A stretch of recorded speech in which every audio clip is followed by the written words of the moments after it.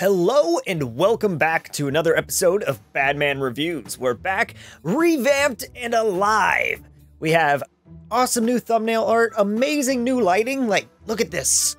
It's so beautiful in the background. Isn't it great? And to celebrate this revamping of the channel, let's talk about our little yellow spongy boyfriend who's getting a little revamp of himself, a little rehydrated if you know what I mean. So to celebrate, we're going to be talking about 4 of his games specifically. To be point blank, these ones. Starting with Revenge of the Flying Dutchman, as you can tell from the description. But, I mean, if there are a few other SpongeBob games you want me to go over, feel free to shoot them in the comments and maybe I'll talk about them. Maybe not, we'll see. Well, let's dive on down to the ocean floor and see what Revenge of the Flying Dutchman has in store for us. Revenge of the Flying Dutchman, the first 3D SpongeBob game released, and a game I've actually never played. So I'm interested to see how this one compares to Battle for Bikini Bottom and the movie game. The Flying Dutchman was developed by BigSky Interactive and released on the PS2 and GameCube. There was also a Game Boy Advance version made by my boys, Vicarious Visions, but we aren't here to talk about that today. Our story starts off with SpongeBob awakening from a horrible nightmare of Mr. Krabs having to shut down the Krusty Krab.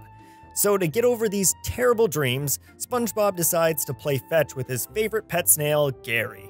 I don't know how, but Gary manages to fetch a whole chest instead of a stick.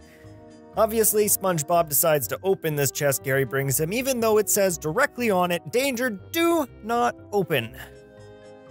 That's SpongeBob for you.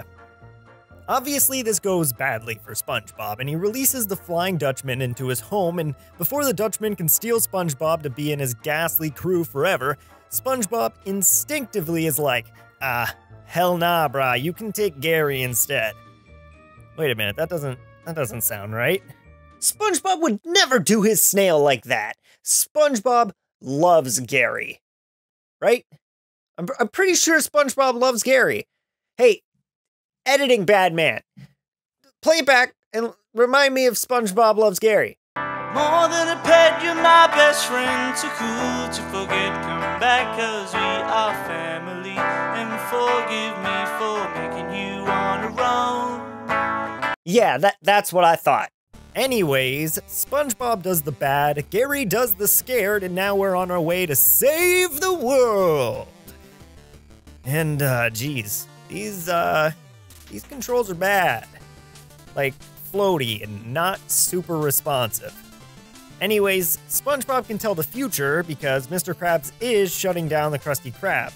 Because everyone in Bikini Bottom is a lazy prick who doesn't want to leave their house to go get food. So, Mr. Krabs comes up with a great idea of delivering food to people at their houses, because that has always gone well in all the delivery SpongeBob episodes that were ever made. Now, this is the usual part where I make funny jokes and keep talking about the story and say a bunch of weird stuff, but you know, yeah, it's about to get bad, so buckle up and prepare for some smash talk here.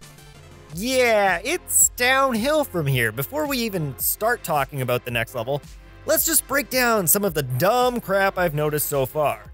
The sound design is horrible, like there are 5 songs, maybe 6. And each song is tied to what costume you're wearing, and if you do anything at all, the whole song restarts from the beginning and you have to listen to it again. You pause the game, walk into an NPC, make his dialogue go, load into a new area, hand in a quest, it restarts. Also, I just mentioned all of your special powers are tied to these costumes you have to wear. Sadly, the only costume that you ever need to wear is the jellyfishing one, since that's the only way you can get most of the collectibles in the game, besides a few puzzles that need the Mermaid Man and Reef Blower outfit.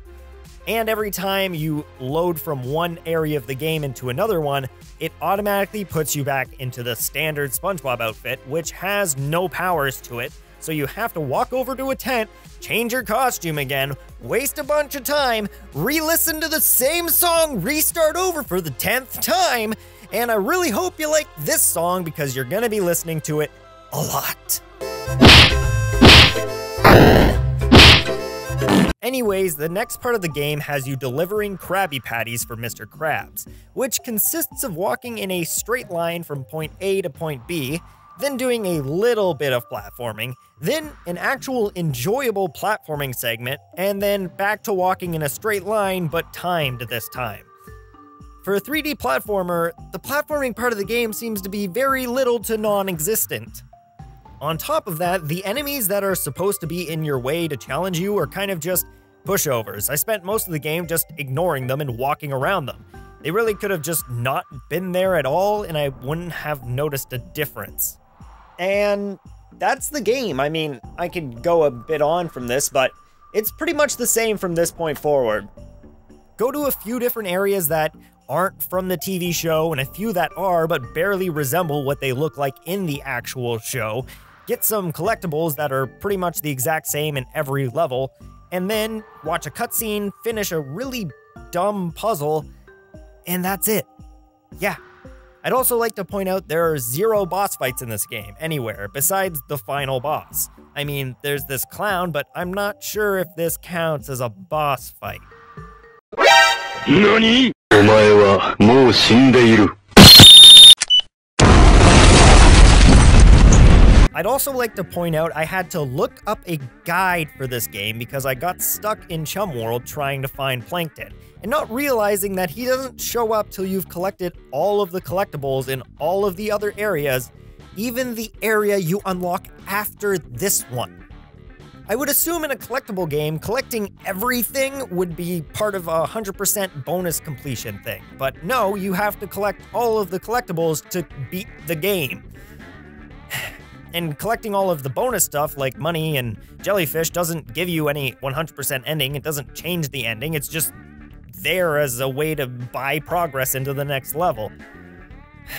And nowhere does it state this besides a small area above Plankton where he would be that says, Plankton will be back soon, but I just assumed that meant he was somewhere else in the level and I had to find him to start a cutscene that would make him go back there because he's small and impossible to find, but whatever. So after running around, grabbing some more junk, we find Plankton and grab his junk and move into the final level.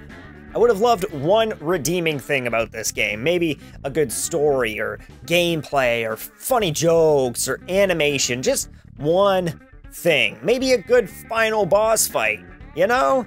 But even the final level is a letdown. It's just walking from point A to point B a couple times with way too many booty jokes. I mean, like, get ready for this. Take a whiff of this booty.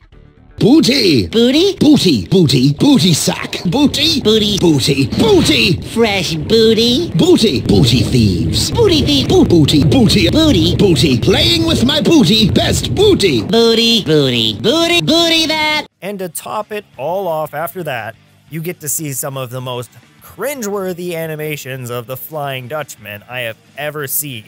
Like, look at his eyes, they're like broken. And SpongeBob also looks like his skeletal rig is locked at the center of his belly button, and everything extends from there like some disgusting tentacle monster. And the rest of the cast and crew aren't too much better either. The final boss fight also can barely be called a boss fight. You grab 3 bombs, you throw them at the Flying Dutchman, and that's it. It ends. We all jump on this boat, escape with Mr. Krabs, and he says, "Let's go to the Krusty Krab and eat some burgers, but you gotta pay for it."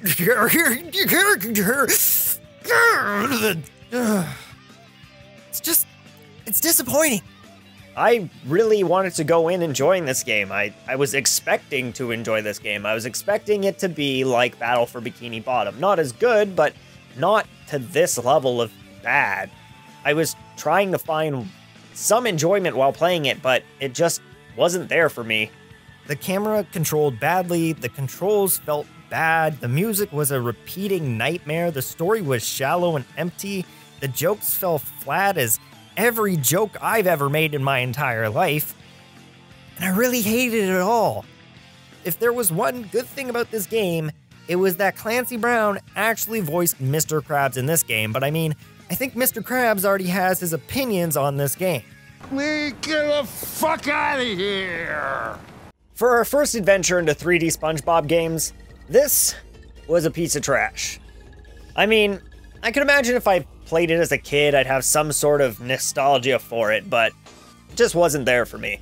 And I could see why this was Big Sky's final game before going bankrupt, but, you know, it's not all a loss. Shortly after, we would be getting a much better 3D platformer SpongeBob game, if you know what I mean. Wink, wink, nudge, nudge, eh? Anyways, let's jump cut to the end of the video by saying anyways, like I always do, because I'm super original. And why don't you just let me know in the comments below what you think of the new setup, and if there's any other SpongeBob games you want me to cover. I would love to hear what you have to say about Revenge of the Flying Dutchman as well. Hopefully I'm not alone in thinking that this game wasn't that great, and hopefully you guys don't slam the crap out of me and make me feel like crap. But anyways, we'll be talking about Battle for Bikini Bottom next, and that will be getting a much more favorable review, but I'm excited to go talk about that. So until then, I'll see you all in the next video.